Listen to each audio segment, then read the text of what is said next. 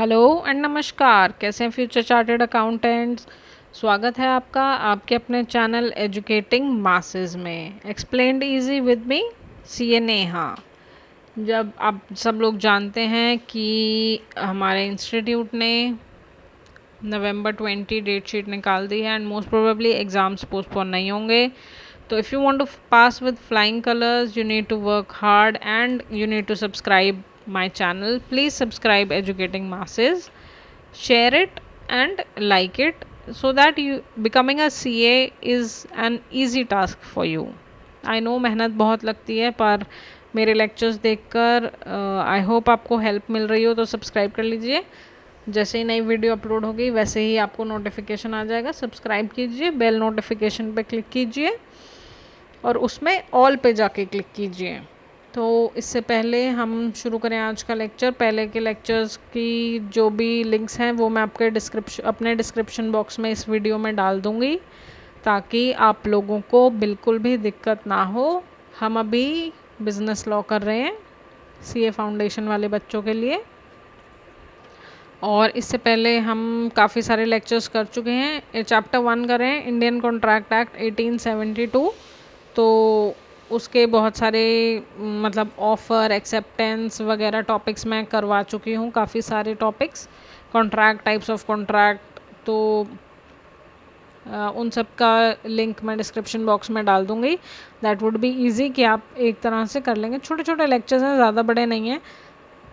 ध्यान से देखोगे अच्छे से समझ में आ जाएगा। सब्सक्राइब कर लीजिए प्लीज़ जल्दी से। तो आज हम पढ़ेंगे फ्री कंसेंट। फ्री कंसेंट का मतलब बिना किसी दबाव में आए हुए सहमति देना। अब ये फ्री कंसेंट कब फ्री नहीं होता? जब कोर्जन होता है, अनड्यू इन्फ्लुएंस होता है, फ्रॉड होता है, मिस रिप्रेजेंटेशन होता है या मिस्टेक होती है किसी कॉन्ट्रैक्ट में, तब कंसेंट फ्री नहीं होता। और इसके इफ़ेक्ट क्या होते हैं? जब कोर्जन, अनड्यू इन्फ्लुएंस, फ्रॉड और मिसरिप्रेजेंटेशन होता है तो कॉन्ट्रैक्ट वॉइडेबल होता है, मतलब रद्द करने लायक होता है। अगर दोनों में से कोई भी पार्टी टू कॉन्ट्रैक्ट बोलती है कि हमें इन चारों चीज़ों ने इन्फ्लुएंस करा है, हम इनके रहते हुए कॉन्ट्रैक्ट में एंटर हुए थे और हम कॉन्ट्रैक्ट को वॉइड करना चाहते हैं, तो कॉन्ट्रैक्ट वॉइड होगा। अगर दोनों पार्टी अपनी अपनी प्रोमिसेस परफॉर्म कर लेती हैं तो कॉन्ट्रैक्ट वॉइड नहीं होगा, वैलिड रहेगा। क्लियर? और अगर मिस्टेक होती है तो कॉन्ट्रैक्ट 100% वॉइड, रद्द हो जाएगा। ठीक है। अब मिस्टेक दो तरीके की होती हैं, यूनिलैटरल, बायलैटरल। अब इसको हम अच्छे से समझेंगे आगे के लेक्चर में। कंसेंट, कंसेंट की डेफिनेशन सेक्शन 13 ने दी है। सेक्शन 13 क्या कहता है कंसेंट के बारे में? सेक्शन 13 कहता है कि जब दो या दो से ज़्यादा लोग किसी चीज़ पर सहमति करते हैं, सहमत होते हैं, एक ही चीज़ पर, सेम चीज़ होनी चाहिए और सेम सेंस में होनी चाहिए, एड इडम होना चाहिए। एड इडम मतलब सेम सेंस, सेम सेंस में वो चीज़ होनी चाहिए। ठीक है। इसका एक एग्जांपल देख लेते हैं। दो लोगों के बीच में कॉन्ट्रैक्ट हुआ रिलेटेड टू समथिंग कॉल्ड तेजस। अब जो पहली पार्टी थी वो तो तेजस शिप की बात थी, उसको लगा शिप की बात हो रही है। जो दूसरी पार्टी थी वो तेजस एक लड़के की बात कर रही थी। तो दोनों एक ही चीज़ पे सहमत नहीं हुए तो वो कॉन्ट्रैक्ट हो गया वॉइडेबल। क्लियर? दोनों में से कोई भी पार्टी उठकर आ जाती है कि हम इस चीज़ पे सहमत नहीं थे तो वो कॉन्ट्रैक्ट हो जाएगा वॉइडेबल। अब फ्री कंसेंट की डेफिनेशन हमें दी है सेक्शन 14 ने। सेक्शन 14 कहता है कि अगर इन पांचों में से कोई भी चीज़ होती है तो कंसेंट फ्री नहीं होता। कोर्जन, धमकाना, अनड्यू इन्फ्लुएंस, एक बंदा ऐसी पोजीशन में है कि दूसरा उसके हाथ की कठपुतली है। मिस रिप्रेजेंटेशन, कुछ गलत तरीके से रिप्रेजेंट करना, गलत तरीके से बयान करना, गलत तरीके से बताना। फ्रॉड, धोखाधड़ी। मिस्टेक, गलती, बाय चांस, बट स्टिल वो वॉइड होगा। अब इनको डिटेल में देख लेते हैं। कोर्जन सेक्शन 15 कहता है कुछ कमिट करना या कुछ कमिट करने की धमकी देना। कोई ऐसी एक्ट जो फॉरबिडन है, अलाउड नहीं है आईपीसी इंडियन पेनल कोड के तहत, और अनलॉफुली या फिर जबरन डिटेन करना या थ्रेटन करना डिटेन करने के लिए किसी की प्रॉपर्टी जो किसी और के हक में नहीं है, ठीक है, with an intention of causing any person, जबकि आपकी इच्छा है किसी और को किसी अग्रीमेंट में लेकर आने की। क्लियर? समझ गए कोर्जन क्या होता है? कि ज़बरदस्ती किसी को धमकाना, कुछ ऐसा काम करना जो हमारे लॉ में नहीं लिखा, ज़बरदस्ती किसी की प्रॉपर्टी डिटेन कर लेना या उसको धमकी देना कि अगर तू इस कॉन्ट्रैक्ट में नहीं आएगा मैं तेरी प्रॉपर्टी डिटेन कर लूँगा, वो है कोर्जन, जो कि नॉट अ फ्री कंसेंट है और कॉन्ट्रैक्ट हो जाएगा voidable at the consent of the party जिसने सफ़र करा है। क्लियर? सफ़र वो ट्रेन वाला सफ़र नहीं, इंग्लिश वाला सफ़रिंग वाला सफ़र, ठीक है बच्चे भी ना। इफ़ेक्ट्स ऑफ कोर्जन, कोर्जन के इफ़ेक्ट्स क्या क्या होते हैं? कॉन्ट्रैक्ट हो जाता है वॉइडेबल, जैसे मैंने अभी बताया, जिस पार्टी उसकी ऑप्शन पर जिस पार्टी के साथ गलत कंसेंट तरीका यूज़ हुआ गलत कंसेंट लेने के लिए, ज़बरदस्ती, ठीक है। The party who has if any received any benefit, और जिस पार्टी ने ऐसा करा, ज़रूरी नहीं है कि वो पार्टी करे, वो किसी थर्ड पर्सन से भी करवा सकती है, ठीक है, और ज़रूरी नहीं है दोनों पार्टीज़ के ऊपर ही कोर्जन हो। सपोज़ किसी, जैसे कि मिस्टर ए और मिस्टर बी कॉन्ट्रैक्ट में गए, अब मिस्टर बी था तगड़ा आदमी, उसने मिस्टर ए के लड़के को मिस्टर सी से कहकर उठवा लिया।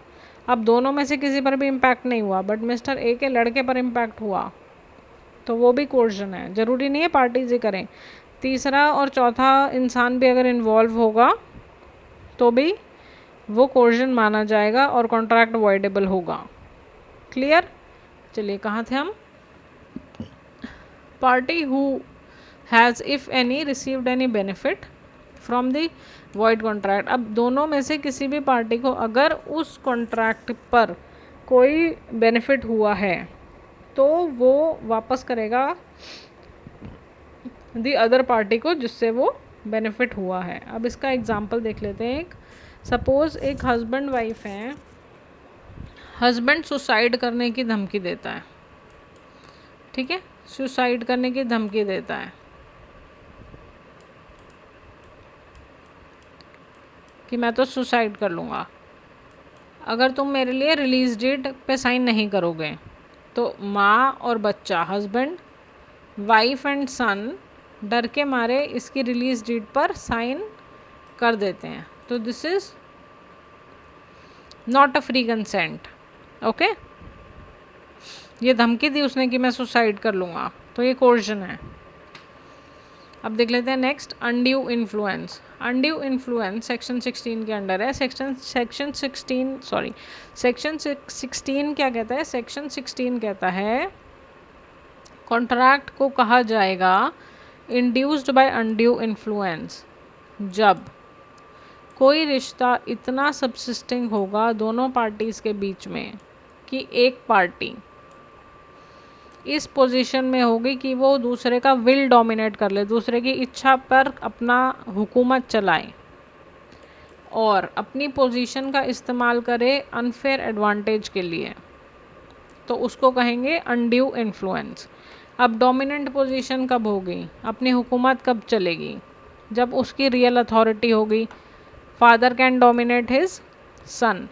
फिड्यूशरी रिलेशनशिप होगा, मतलब ऐसा रिलेशनशिप होगा जैसा एक वकील का और उसके क्लाइंट का है, तो वकील क्लाइंट को इन्फ्लुएंस कर सकता है।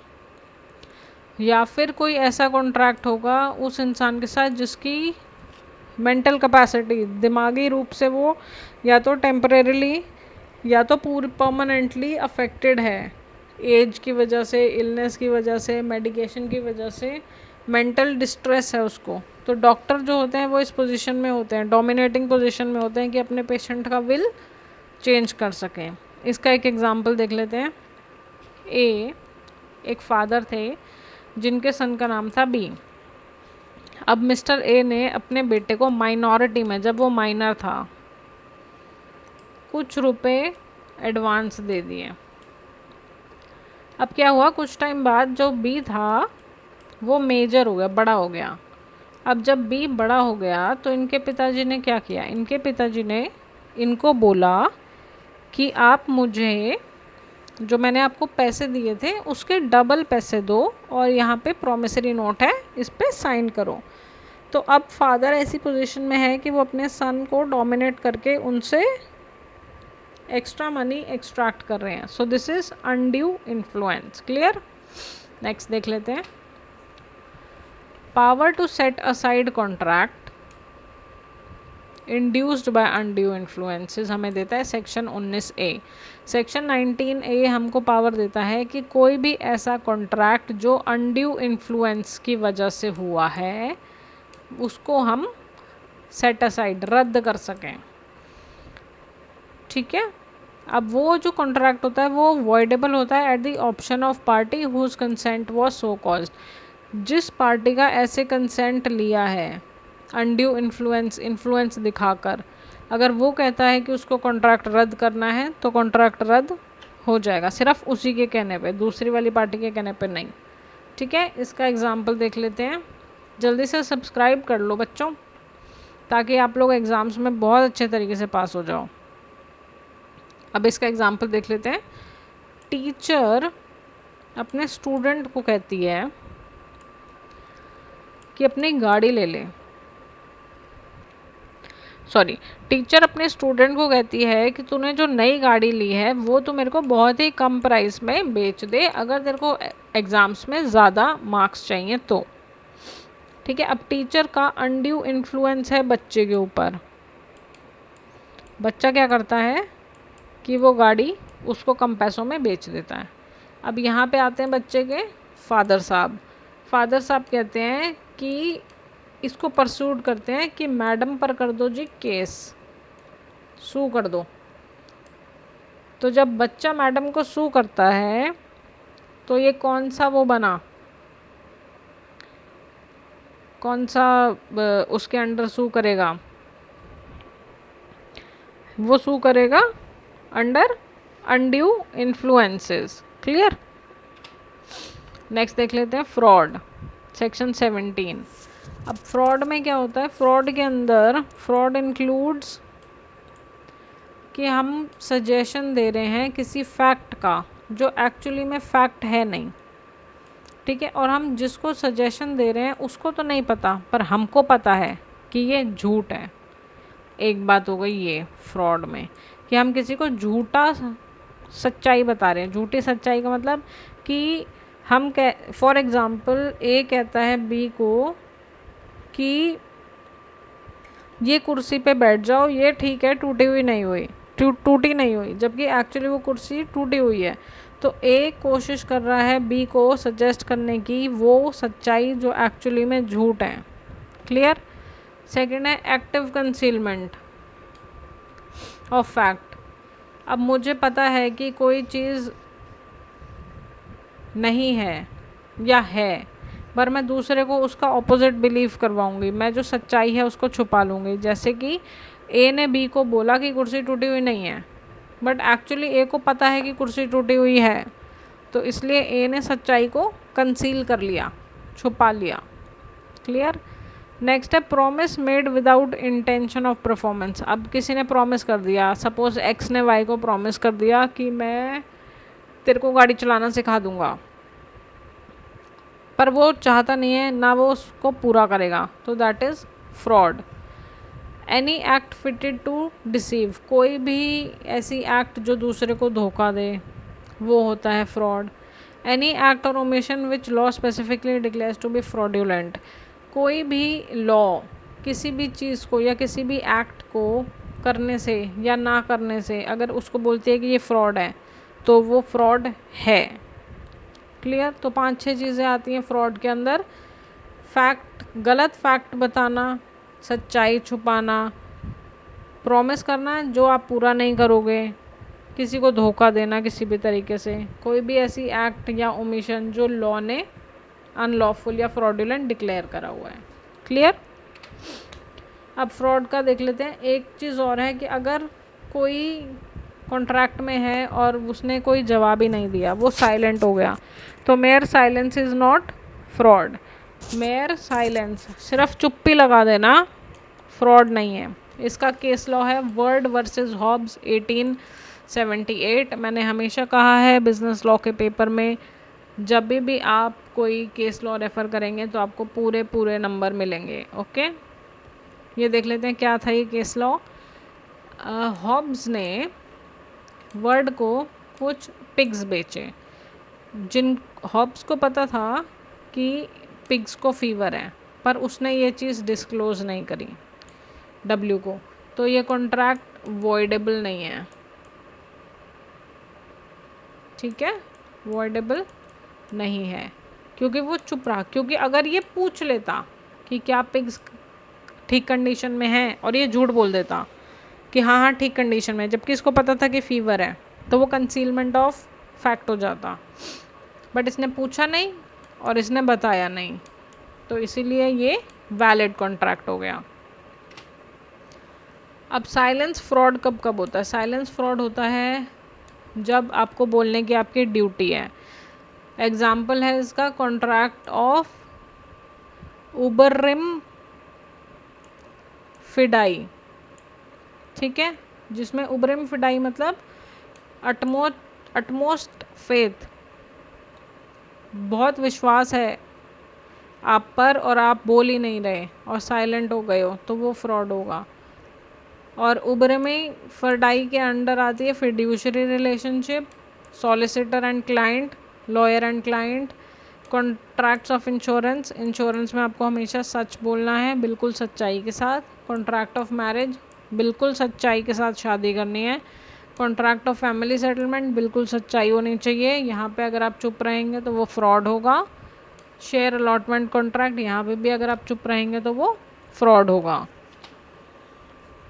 अब देखते हैं मिसरिप्रेजेंटेशन।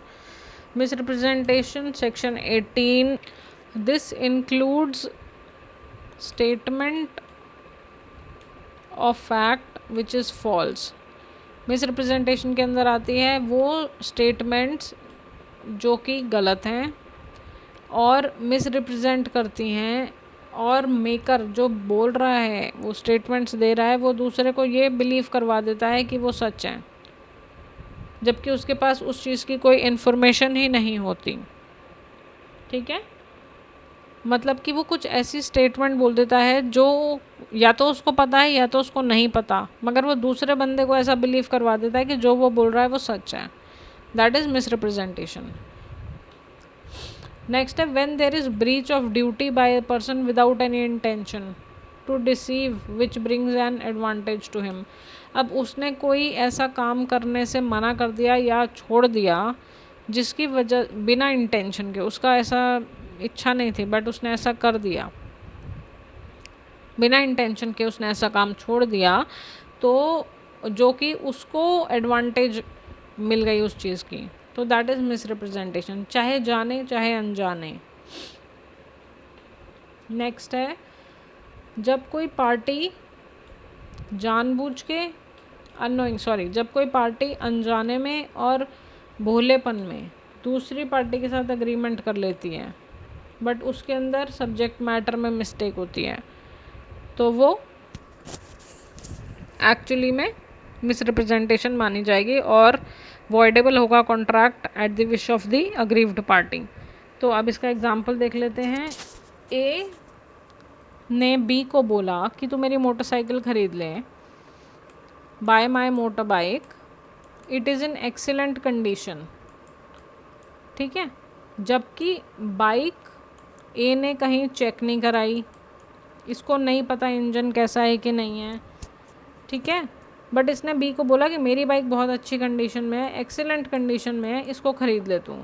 बी ने इसकी बात पे कर लिया विश्वास, जबकि इसने एक मिस स्टेटमेंट दी है, गलत बयान दिया है जो कि झूठ है, बाइक अच्छी कंडीशन में नहीं है पर इसने बोला है कि बाइक अच्छी कंडीशन में है, तो और बी ने इसके कहने पर ही बाइक खरीद ली, तो दैट इज़ मिसरिप्रेजेंटेशन।